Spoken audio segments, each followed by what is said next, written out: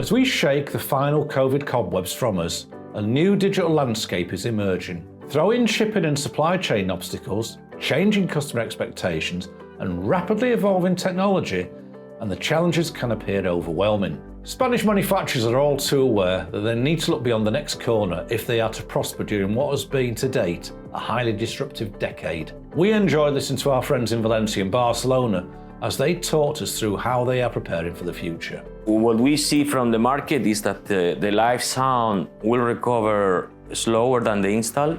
Both live and install will go more, will get this kind of immerse mentality. We see that the customer experience needs to be enriched, and immerse will gain a lot of importance. In terms of installation, I strongly believe that all products, day after day, are going to be much more sophisticated in terms of software control.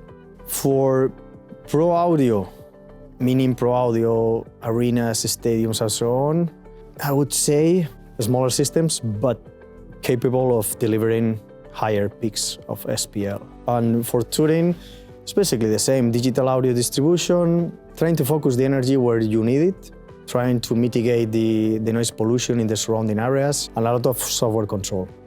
I see a lot of interaction between the Pro Audio products and the software thing. For the shortage of components, it will be an end for sure. Like when the pandemic started, they said, we are going to have shortage of components soon, because it repeats the history of 2008 and finally ends, no? Because the situation becomes normal. So for this, I'm sure that 2023, 2024 should end. Of course, I didn't, when I made a sentence, I didn't take in account the war we are having now, no? But let's see that the war will end soon, I hope.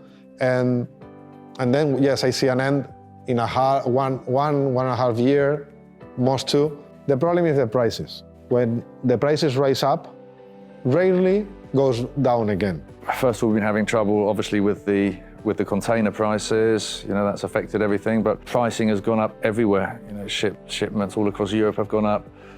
Speaking to a forwarder, the other day, and he was saying that he can find forwarders to take stuff over to another European country, but then they can't come back. And it's not just marine traffic either. Now, I think, you know, with the courier prices, it was only express for a while. You know, we couldn't do anything like the economy thing. So again, what's the price? It's a nightmare because each day the costs are changing.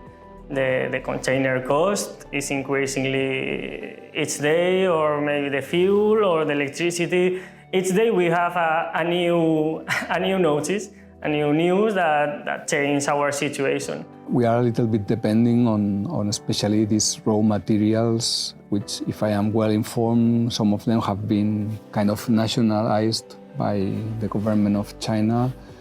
So we need, like neodymium, for example, we need to see how they are going to continue with this, or what are their plans. So far we have been safe, but recently we have had to communicate those products that we don't know when we can supply, because the chip manufacturer doesn't provide a date.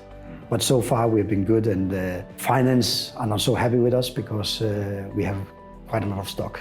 But hopefully that will be to our advantage at the end.